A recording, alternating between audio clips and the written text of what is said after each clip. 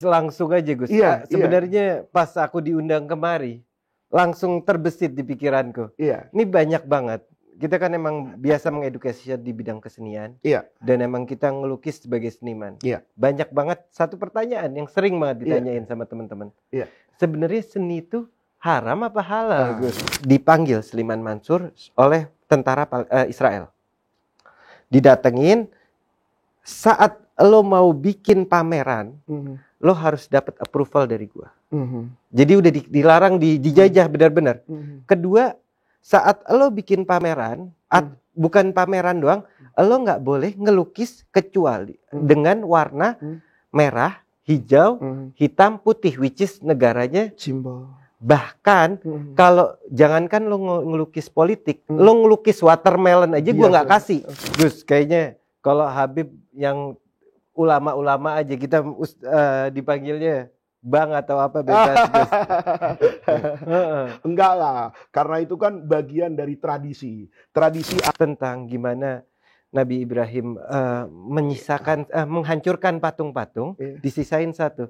Kalau di kesenian Ustaz, perbuatan atau perlakuan seperti itu namanya performance art. Artinya kesenian tapi dalam bentuk performance. Jadi bisa dibilang juga Nabi Ibrahim di waktu itu melakukan performance art. Melukis itu hukumnya apa? Ini ada yang menarik Habib. Waktu saya ngaji dulu. Jadi dulu kita ketika ngaji itu kan baca hadis ya. Nabi itu malaikat itu enggak masuk ke dalam rumah yang di dalamnya itu ada patung misalnya, ada lukisan, atau hadis-hadis yang cenderung memaknai profesi pelukis itu sebagai sesuatu yang dekat dengan api neraka. Namanya juga manusia, ada aja tingkahnya. Tapi ada energi istimewa yang menggerakkan kebaikan buat sesama tanpa mengenal batasan. Itulah indahnya energi kebersamaan. Pertamina, energizing you. Kita harus bikin iklan Ramadan yang menyentuh. Halo Bu, aku kayaknya nggak bisa mudik tahun ini. Nanti uangnya aku transfer aja ya. Kita buka dulu yuk. Menangkan Ramadan dengan sentuhan penuh keikhlasan.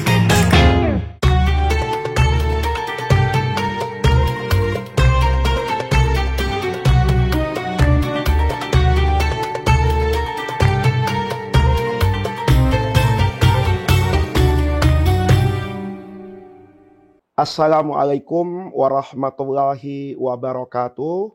Pemirsa Mata Hati TV dimanapun Anda berada, pada sore hari ini, sore yang istimewa, saya kedatangan seorang tamu yang mungkin wajahnya cukup familiar di media sosial. Ini Habib Bil Muhdar. Ini salah seorang habaib yang punya kecenderungan itu berbeda ya dengan banyak habaib yang saya temui. Biasanya kalau para habaib itu tidak jauh dari majelis taklim, bersolawat, ya, kemudian berzikir, memberikan tausiah pencerahan kepada umat. Tapi kali ini beliau ini adalah seorang seniman, ya, sekaligus pemerhati seni. Utamanya itu adalah yang berkaitan dengan lukisan. Terima kasih Habib Bil Muhdar sudah datang ke tempat kami, sudah hadir di Mata Hati TV. Waduh, satu kehormatan Gus Faiz nih, satu kehormatan kita bisa datang ke sini. Gus, kayaknya kalau Habib yang ulama-ulama aja kita dipanggilnya bang atau apa bebas. Enggak lah, karena itu kan bagian dari tradisi. Tradisi Ahlus Sunnah wal Jamaah itu meletakkan zuriyah Rasulullah itu ada pada kedudukan yang istimewa. Jadi Habib itu kan artinya yang kami cintai. Jadi apapun profesinya, toh semua profesi itu memberikan manfaat. Ya, warna-warni dan keindahan dalam hidup ini. Jadi tetaplah saya nggak bisa mulut saya untuk bilang bang itu rasanya sulit. Siap Gus, ya Allah. Satu kehormatan besar bisa datang ke sini, Gus. Ini langsung aja Gus. Sebenarnya pas aku diundang kemari, langsung terbesit di pikiranku. Ini banyak banget. kita kan emang biasa mengedukasi di bidang kesenian. Iya. Dan emang kita ngelukis sebagai seniman. Iya. Banyak banget satu pertanyaan yang sering banget ditanyain sama teman-teman. Iya. Sebenarnya seni itu haram apa halal, Gus? Ini yang sering menjadi perdebatan. Kalau saya sering menyampaikan di banyak kesempatan ya, rasanya sulit untuk kemudian mengatakan bahwa seni itu pasti haram. Saya merasa kesulitan kalau menyatakan bahwa seni dan agama itu sesuatu yang bertentangan. Kenapa demikian, Habib ya? Karena seni apapun bentuknya, dia kan sejatinya adalah ekspresi kan. Ekspresi dari naluri manusia, ekspresi dari insting manusia, baik ekspresi itu apa yang dia lihat atau apa yang dia rasakan. Kemudian ekspresi itu kan dia tuangkan. Boleh jadi seorang penyair dengan sastranya, boleh jadi seorang pelukis dengan lukisannya, boleh jadi seorang sastrawan juga dengan karya tulisnya. Sehingga agama ini sebetulnya adalah agama yang mendudukkan naluri manusia, tabiat manusia, aslinya manusia itu pada proporsi yang menjadi sesuatu yang tidak bisa dipisahkan. Oleh karena itu bahkan Allah Subhanahu wa Ta'ala itu menyatakan bahwa Allah itu adalah zat yang maha indah dan mencintai setiap bentuk keindahan. Oleh karena itu agama, budaya, seni itu sebetulnya sesuatu yang harus berjalan bersama, memberikan kontribusi ini Habib ya, kepada keindahan beragama itu sendiri. Sebelum saya menjawab misalnya tentang hukum lukisan, kalau kita lihat misalnya yang saya pakai hari ini kan seni Habib. Baju saya misalnya ada bordirannya, kemudian bentuk peci seperti ini, sarung seperti ini. Ini sebetulnya lahir dari budaya, lahir juga dari seni. Tetapi budaya dan seni ini kan memberi kontribusi dalam pemaknaan agama yang benar. Misalnya, karena saya ke masjid, maka saya memakai peci hitam, baju seperti ini, kemudian sarung. Itu kan implementasi dari firman Allah. Khudhu zinatakum inda kulli masjidin. Kita diminta memakai pakaian yang terbaik, menggunakan perhiasan ketika kita berangkat ke masjid. Nah, ukurannya ini kan nggak ada. Karena keindahan pada masa Rasulullah itu tentu berbeda dengan keindahan pada masa saya. Bentuk masjidnya berbeda. Di dalam masjid itu sendiri ada seni kan? Betul. Ada kubah, ada menara, yang itu tidak pernah terjadi pada masa Rasulullah. Tetapi kemudian budaya dan seni ini kan memberi kontribusi kepada agama itu sendiri. Di masjid kita dengarkan azan. Azan itu sekarang kan pakai langgam. Dan langgam itu kalau kita bicara, itu pakai ilmu namanya ilmu aswat. Ilmu aswat itu suara, intonasi, tinggi rendah, itu kan sejatinya tidak keluar dari do, re, mi, fa, sol, la, si, do. Kita membaca Quran juga, itu kan beda kan. Antara saya baca biasa, seperti saya membaca buku, dengan kemudian menggunakan seni tilawatil Quran. Nah, ini yang para pemirsa seharusnya mendudukkan ini pada poin yang pertama, bahwa seni, budaya, keindahan itu adalah sesuatu yang memang sedari awal menempel pada diri manusia yang Allah ciptakan di dalamnya. Memang zuyyina linnas hubbus syahawat. Syahwat itu kan yang indah-indah, Habib. Kalau tidak indah kan ya kita juga nggak lirik kan gitu. Nah, ini kalau kita lihat sejatinya dari situ sebetulnya kita poin ingin masuk ke sana. Kalau kemudian pertanyaannya, melukis itu hukumnya apa? Ini ada yang menarik, Habib. Waktu saya ngaji dulu. Jadi dulu kita ketika ngaji itu kan baca hadis ya. Nabi itu malaikat itu tidak masuk ke dalam rumah yang di dalamnya itu ada patung misalnya, ada lukisan, atau hadis-hadis yang cenderung memaknai profesi pelukis itu sebagai sesuatu yang dekat dengan api neraka. Betul. Jadi setelah saya membaca hadis seperti itu, saya bertemu dengan seorang guru. Guru saya itu menguraikan kisah dakwahnya Nabi Ibrahim. Nabi Ibrahim itu kan ini kan dikatakan bapaknya tauhid ya. Karena Nabi ini yang pertama kali mengumandangkan tauhid secara terbuka berhadapan dengan raja yang namanya Namrud. Nah, ini Nabi Ibrahim, kata guru saya itu, membangun dakwahnya itu dengan logika yang diikuti oleh semua orang. Apa logika itu? Dia pakai sarana dakwahnya itu patung, Habib. Kan patung yang disembah oleh Raja Namrud itu dihancurkan semua. Tetapi disisakan satu nih kan, yang paling besar. Begitu pagi, Raja Namrud mendapati tempat ibadahnya hancur, maka tidak ada tuduhan kecuali kepada Nabi Ibrahim kan. Kami tidak ada yang tahu di kampung kami, di negeri ini yang benci dengan ini kecuali Ibrahim. Dipanggil Nabi Ibrahim kan. Kata Nabi Ibrahim nih kalau kita lihat pakai ilmu hukum acara. Ini Nabi Ibrahim ini sarjana hukum yang matang ini. Kata Nabi Ibrahim, kamu jangan menuduh orang tanpa bukti. Karena dia menyisakan kampak itu ditaruh di berhala yang paling besar. Ini kan alat bukti kan. Ya, alat buktinya kan ada pada dia. Yang pegang kampak itu dia bukan saya. Oleh karena itu tanya dulu. Ya, bawa dia ke kantor polisi, diperiksa, bikin BAP, soal nanti terbukti atau tidak terbukti, itu lain perkara. Tapi semua orang akan mengatakan di mana ada korban, alat yang digunakan untuk merusak korban itu jelas sama dengan yang dipegang oleh orang ini. Maka harusnya dia kan yang mendapatkan hukuman. Tersangka utama kan. Kata Raja Namrud kan kena mental dia. Orang sekarang. Kata, kamu tuh enggak bener Ibrahim. Masa saya disuruh nanya sama patung? Gitu loh. Kata Nabi Ibrahim, kalau orang yang bertanya bicara dengan patung Anda anggap tidak waras, bagaimana kemudian yang menyembah berhala itu kan yang disampaikan oleh Nabi Ibrahim. Guru saya itu menjadikan debat soal akidah ini itu sebagai sarana bagaimana memandang seni hari ini. Kata beliau, semua berhala itu dihancurkan oleh Nabi Ibrahim kecuali yang satu. Artinya apa? Sebenarnya berhala itu nggak masalah kan, kalau digunakan untuk sesuatu yang baik. Nah, yang dihancurkan oleh Nabi Ibrahim ini kan karena dipertuhankan. Sementara yang satu justru untuk menunjukkan tidak mungkin Tuhan seperti itu.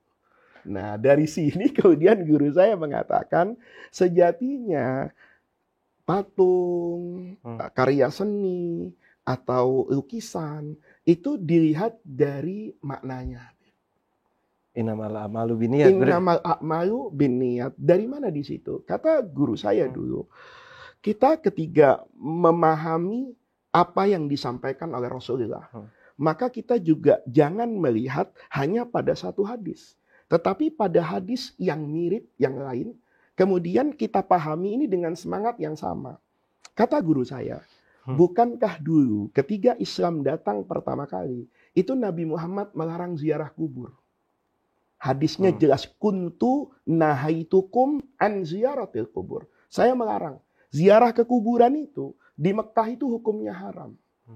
Tetapi nanti begitu iman itu sudah kuat, Nabi bukannya melarang, malah nyuruh. Ala fazuruha, datang kamu ke kuburan. Kenapa Rasulullah? Katanya kemarin haram. Fa innaha tudzakkirul akhirah. Kamu sering lihat kuburan, kamu jadi ingat akhirat. Lihat nih. Kata guru saya, perubahan hukum ini kan karena perubahan latar belakangnya.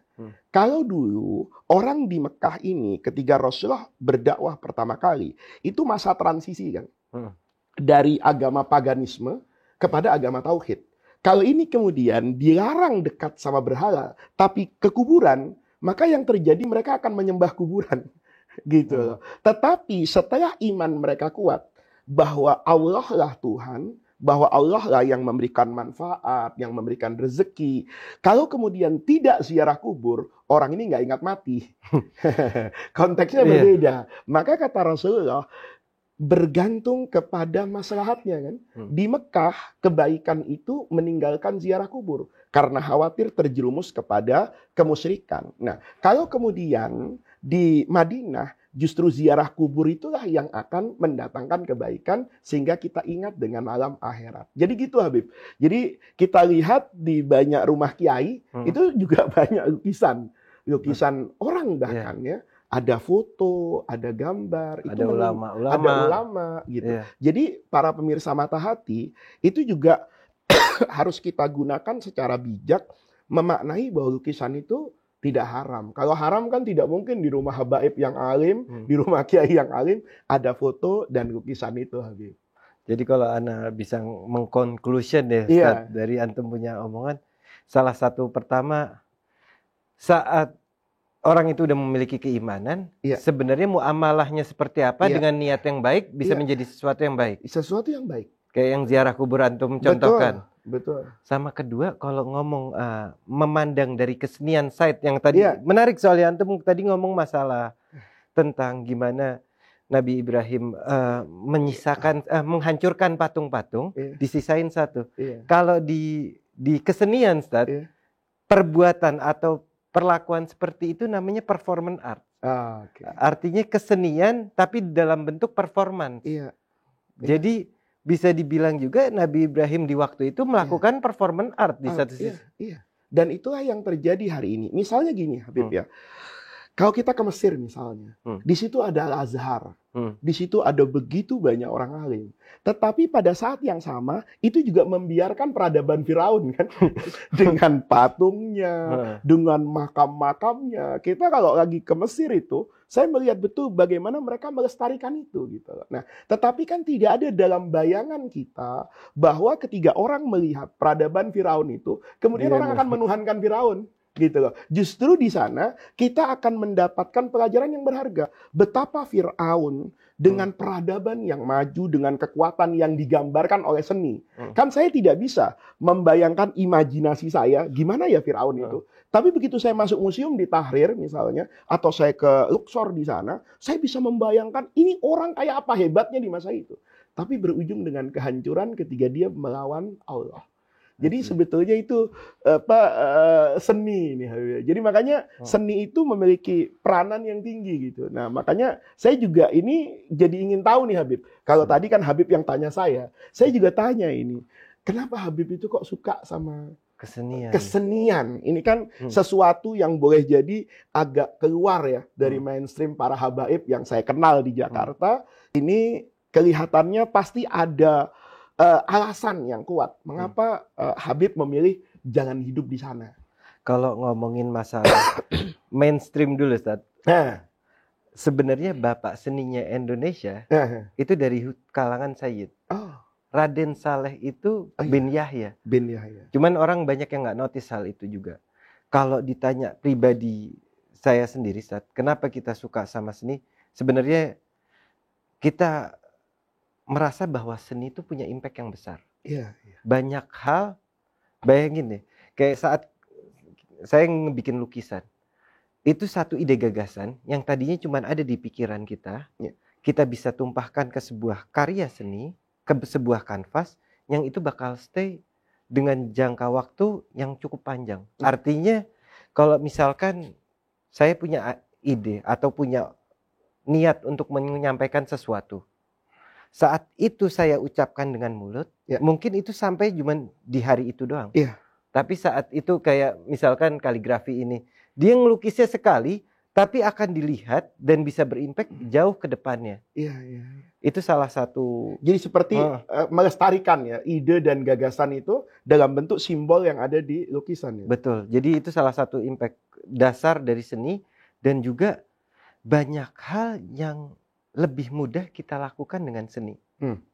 Kalau balik ngerucut ke belakang, kita ngelihat gimana gagasan kebudayaan dan seni itu menjadi alat buat para wali songo. Untuk melakukan sarana dakwahnya. Gimana gosida, gimana itu hal-hal yang saya rasa maksudnya seni itu punya impact yang besar dan kadang kalau kita ngomongnya pakai seni, orang itu nggak ngerasa sakit hati saat kita ingatkan.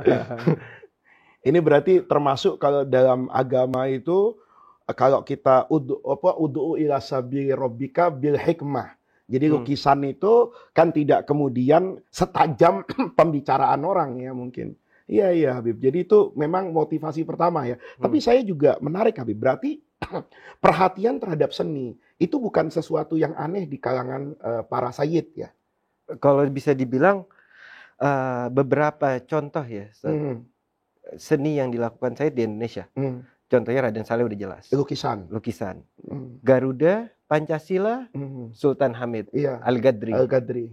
Terus bahkan Indonesia Raya beberapa sayyid juga melakukan. Jadi banyak hal-hal yang sebenarnya cuman itu yang obvious ya. Artinya kalau itu yang ngomongin secara yang udah ngomonginnya lukisan, letterluck, lukisan ataupun seni. Tapi kalau dibalik itu, kalau ngomongin Gosida, ngomonginnya sejarah yang lebih satir seninya, kayak kaligrafi gitu, itu menurut saya ya hampir semua lukisan. Kita ngelihat 3 serangkai lukisan bentuknya. Iya.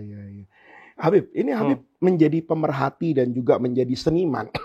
Ini kalau saya dengar, kan sebetulnya studinya tidak itu ya. Habib, Bapak ketika menekuni dunia pendidikan, sebetulnya yang secara formal kan tidak kemudian kepada seni. Betul, kita ngambilnya bisnis sebenarnya, dasar education sekolahnya. Mulai tertarik kepada seni usia? Kalau tertarik banget dari kecil banget, kita emang sudah tertarik. Kakek kita juga emang di bidang kesenian. Artinya dia dari kecil tuh kita ngelihat, kalau kakek itu dia bikin kuningan, kaligrafi kuningan. Iya. Jadi dari kecil kita udah terlihat seperti itu. Orang tua juga, mamah kebetulan dia desainer, bikin karya-karya. Jadi kita udah di environment atau di tempat yang emang dari kecilnya udah di lingkungan seperti itu sih, Ustaz. Iya. Jadi ini para pemirsa, ini berarti kita sudah mendapatkan view gambaran ya, betapa bahwa karya seni ya itu sejatinya merupakan sesuatu yang tidak bisa terpisahkan dari kemanusiaannya seorang manusia. Kemudian kita juga bisa menggunakan seni ini sebagai sarana dakwah. Kalau saya boleh tanya lagi nih Habib ya.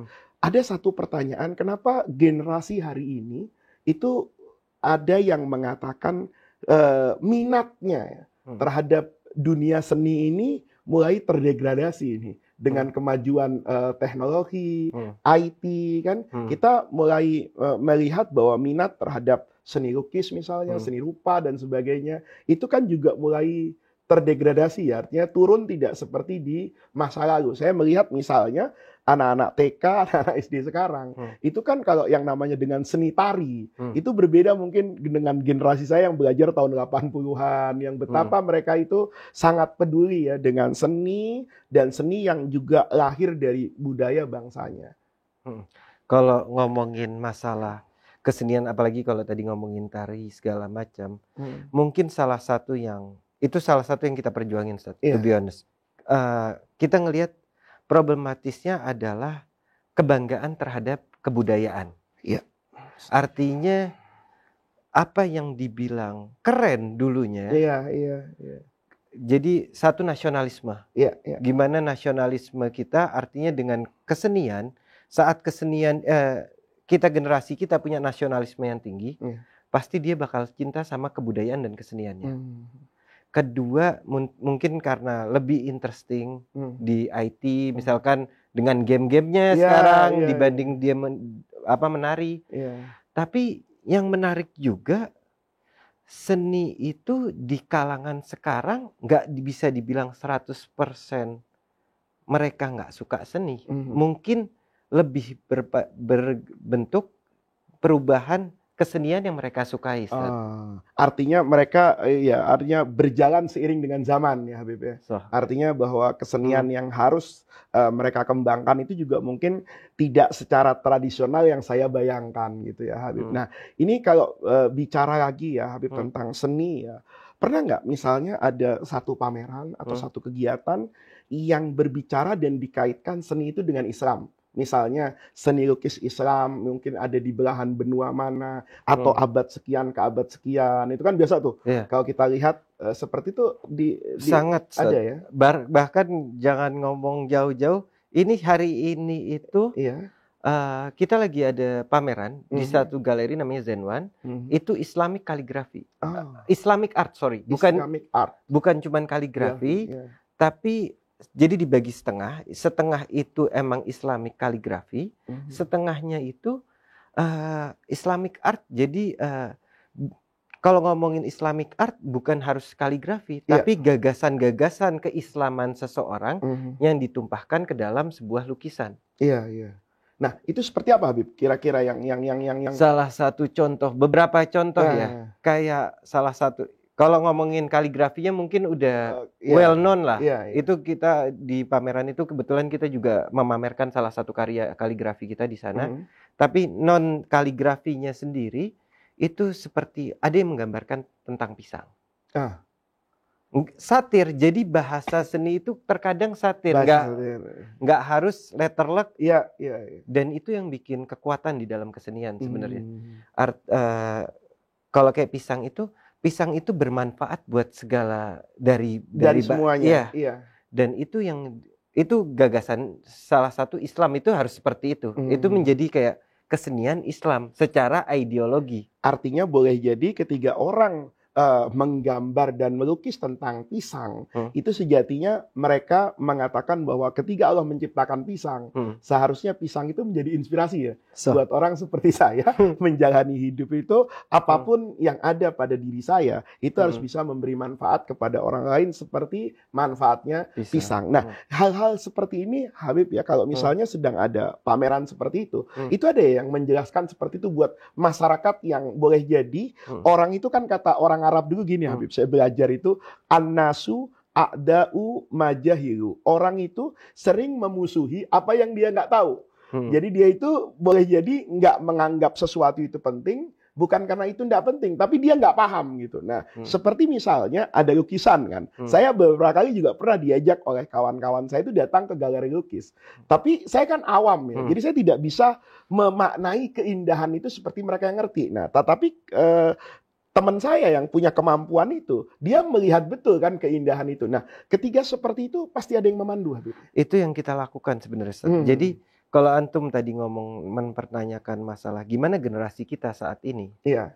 Salah satu yang paling problematisnya adalah kesenian itu kadang yang kita bilang satir, agak berat untuk menangkapnya. Iya, berat menangkapnya. Itu yang kita lakukan di dalam konten kreator kita membuat konten-konten yang mengedukasi kesenian tapi dengan bahasa yang lebih easy atau mudah untuk diterima sama masyarakat umum. Iya. Karena kalau ngomongin kesenian, kadang saat kita tahu arti dari lukisan, itu orang bakal jatuh cinta. Makanya saat kita itu tergambarkan dan terlihat secara jelas dari viewing yang ada di content creation kita. Saat dia ditunjukin secara kosongan aja, nggak ada, ya udah nggak ada girohnya, nggak ada semangat ya. Tapi saat digambarkan secara mendetail, karena saat seniman membuat sebuah karya itu mereka benar-benar berkontemplasi. Mereka kalau dalam keagamaannya mungkin mereka ini dulu berholwat dulu. Berholwat untuk mendapatkan sebuah ide gagasan dan memikirkan bagaimana ide gagasan ini bisa menjadi satu karya seni yang bisa diterima dengan mudah tanpa menyakiti, atau kalau emang dia ingin menyakiti ya emang dia lakukan dengan caranya dia, tapi itu memiliki waktu yang cukup lama. Itu ibarat tradisi agama misalnya kayak kita sholat kan, ada syarat dan ada rukunnya ya. Kontemplasi, menyepi atau melihat alam sekitar itu menjadi sesuatu yang harus dilakukan ya sebelum orang itu melukis. Saat ngomongin seniman-seniman senior atau maestro-maestro itu, pastinya mereka melakukan hal itu sebelum mereka menuangkan itu dalam kanvas. Seniman yang baik apa sih, Ustaz? Nah, seniman yang punya sensitivitas tinggi terhadap kemanusiaan. Oke. Jadi sebetulnya apa yang terjadi pada dunia sosial kemasyarakatan, politik, ekonomi, itu juga bisa disikapi dengan lukisan. Ya? Hampir semua maestro-maestro Indonesia membahasnya hal itu. Artinya yang mereka angkat itu, kayak kalau kita ngomongin Pak Afandi, Hendra Gunawan, senior Raden Saleh. Raden Saleh lukisan terpaling bombastisnya adalah penangkapan di Ponorogo. Itu kan dari kesensitifannya dia sebagai seorang pribumi Indonesia, punya jiwa nasionalis yang tinggi. Saat ada orang di luar, jadi penangkapan di Ponorogo sudah dilukiskan sebelumnya sama seniman Belanda. Karena sensitivitas yang tinggi oleh Raden Saleh, dia melihat kawan karib perjuangannya ini digambarkan dengan rendah. Dia merasa sakit hati dan melukiskannya kembali dengan karya yang meninggikan derajatnya Pangeran Diponegoro. Berarti gini Habib ya, kalau seperti itu, berarti ini kalau kita ngaji kayak saya kan ya saya tidak tahu ilmu lukisan ya. Tapi kalau ilmu agama tuh dalam ilmu usul fikih itu ada namanya mantuk, ada namanya mafhum. Mantuk itu yang tersurat, yang terlihat. Mafhum itu yang tersirat. Berarti lukisan juga begitu. Sangat. Kalau di lukisan namanya satir, Ustaz. Iya. Artinya kayak contohnya yang simpel, Ana kasih sampelnya ini Raden Saleh karena ini kelihatannya hampir semua orang ngerti itu lukisan, pernah ngelihat itu lukisan. Saat Pangeran Diponegoro dilukis sebelumnya, dia ditaruhnya di bawah. Di bawah. Tapi pas Raden Saleh, dia taruhnya di atas. Dia ditaruh di bawah sinar cahaya lampu. Artinya itu kan satir sekali. Dia bisa itu lukisan pertama kali ditaruh diberikan kepada Jenderal Belanda. Jadi dipajang sama Jenderal Belanda padahal lagi meninggikan Pangeran Diponegoro yang konteksnya di situ adalah penjajah. Iya. Saya sepakat Habib ya. Jadi memang kalau kita bisa memahami karya seni yang menjadi simbol tertentu dari keinginan kuat yang membuat itu luar biasa ya. Saya dulu pernah juga itu Habib ya, memahami itu simbol-simbol lukisan di beberapa masjid di Jawa Tengah, di Jogja itu ada satu tempat saya sholat di keraton itu, tiba-tiba ada ornamen bergambar salak gitu ya. Nah, anak saya itu dengan polosnya bertanya, nih kok gambarnya salak? Karena paham dia harusnya masjid itu kurma. Tiba-tiba kok salak gitu. Setelah dijelaskan bahwa di situ itu dulu katanya tempat di mana pengajian. Jadi kan dulu nggak di sekolah kan. Pengajian pendidikan itu di Kesultanan Mataram Islam itu juga dilakukan di masjid-masjid seperti tradisi Islam. Nah, apa kaitan dengan salak? Nah, kata orang tadi, bukankah hadis ya yang memerintahkan orang untuk mencari ilmu? Itu kan bunyinya man salaka thoriqon. Jadi kalau disuruh ngapal hadisnya kelamaan. Tapi kalau dia disebut kata-kata salak, itu kan paling nampak dari hadis itu kan. Maka orang jadi ingat, oh iya, berarti tempat ini dulu tempat orang mencari ilmu. Dan hadis yang panjang itu cukup diingat dengan lukisan yang namanya salak. Nah, saya ketiga itu mengatakan betapa dahsyatnya para pekerja seni ya. Artinya apa? Dia dengan satu simbol buah itu bisa memberikan ingatan panjang kepada generasi bahwa di sini dulu tempat orang di mana mencari ilmu. Jadi para pemirsa sejatinya kita ini sudah tidak perlu lagi ya memperbandingkan dan memperdebatkan ya antara seni dengan agama. Tentunya kalau misalnya ada lukisan yang menggambarkan sesuatu yang terbuka aurat atau yang membangkitkan orang untuk sesuatu yang negatif, itu kan bukan yang kita persoalkan seninya kan, tetapi tujuan tadi itu kan ya, tentu saja itu yang kita katakan bahwa setiap karya manusia apapun itu harus dilihat kontennya Habib ya, bukan dilihat nama produknya, apakah dia lukisan, apakah dia buku, apakah dia orasi atau apapun, itu yang harus dilihat kan kontennya gitu. Jadi kalau kontennya itu baik, pasti hukumnya akan selalu baik. Ketika kontennya tidak baik, maka isinya juga, maka kita juga akan berikan justifikasi ini tidak baik gitu Habib. Ini luar biasa ya bicara kita pada sore hari ini. Nah, Habib kira-kira pesan ini ya untuk generasi hari ini terkait dengan seni apa kira-kira? Kalau pesan kita mungkin ya, yang kita lihat dari pelajaran dari guru-guru kita, segala macam dari alam yang ada, satu, seni itu menjadi bagian. Gimana Wali Songo bisa kayak diterima di Indonesia dengan memasukkan kebudayaan kesenian di dalamnya. Bahkan seni itu sangat penting. Kalau kita ngelihat sekarang di Palestina, dua hal yang dilarang oleh Israel untuk Palestina, satu adalah agrikultur, tanam-tanam, karena yang artinya saat mereka bisa menanam tanaman di tempat di tanahnya, mereka merasa memiliki tanahnya itu. Yang kedua adalah kesenian dan kebudayaan. Karena kesenian dan kebudayaan adalah bagian dari bagaimana seseorang bisa mengidentifikasi dirinya sendiri. Man arafa nafsu arafa rabbah. Jadi artinya gini Habib ya, kalau saya boleh tambahkan Hmm. sedikit nih Habib ya. Berarti ketika ada seni di satu negara, Hmm. itu mengidentikan bahwa itulah bangsa asli negeri itu. Betul, kayak Sehingga artinya ketika seni itu dilarang, itu juga bagian dari penjajahan. itu jadi bagian dari penjajahan. So, Dia akan menghilangkan penduduk asli. bahkan kalau kita ngelihat kondisi sekarang di Palestina, Ustaz, mereka dilarang. Pertama dilarang apa? Dilarang menggunakan warna bendera mereka di dalam lukisannya. Oh. Kenapa banyak watermelon? Kita di sosial media watermelon. Jadi sebenarnya kalau kita ngambil runtutan historikalnya, apa semangka itu dasarnya dari ada satu seniman namanya Sulaiman Mansur. Beliau adalah Orang Palestina. seniman Palestina, salah satu owner galeri Palestina pertama. Jadi karena emang education kesenian itu dilarang, benar-benar nggak ada sekolah kesenian di zaman itu sampai Nakbah kedua kalau nggak salah. Jadi dia membuat gerakan kesenian waktu itu. Dia kumpulkan kawan-kawan senimannya, dia membuat pameran.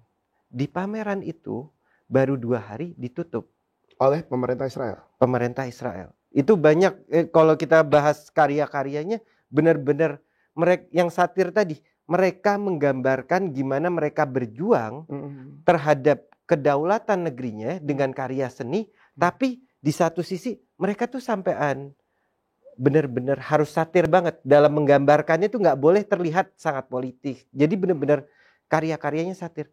Mereka menggunakan warna-warna bendera Palestina untuk menggambarkan hal itu. Ditutup, dipanggil Sulaiman Mansur oleh tentara Israel. Didatengin, saat lo mau bikin pameran, lo harus dapat approval dari gua. Jadi udah dilarang, dijajah benar-benar.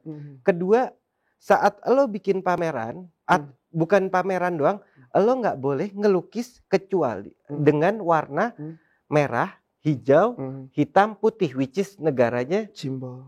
Bahkan kalau jangankan lo ngelukis politik, lo ngelukis watermelon aja gua nggak kasih. Watermelon kan apa, semangka itu kan warnanya itu. Mau warna apa lagi?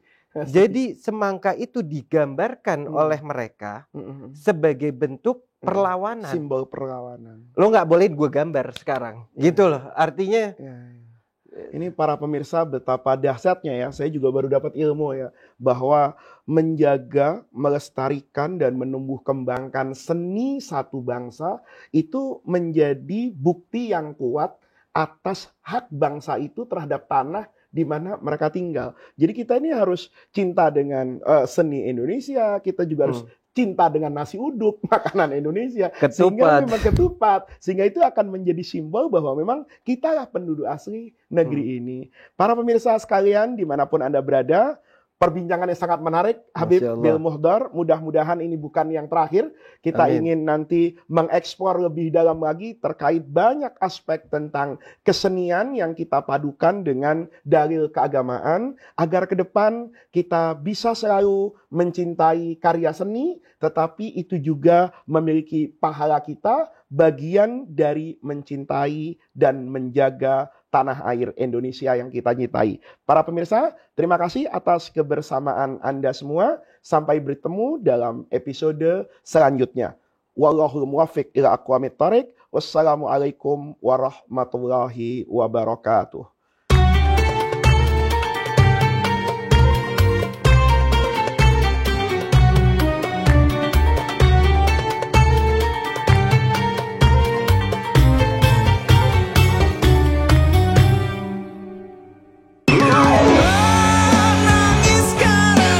Namanya juga manusia, ada aja tingkahnya.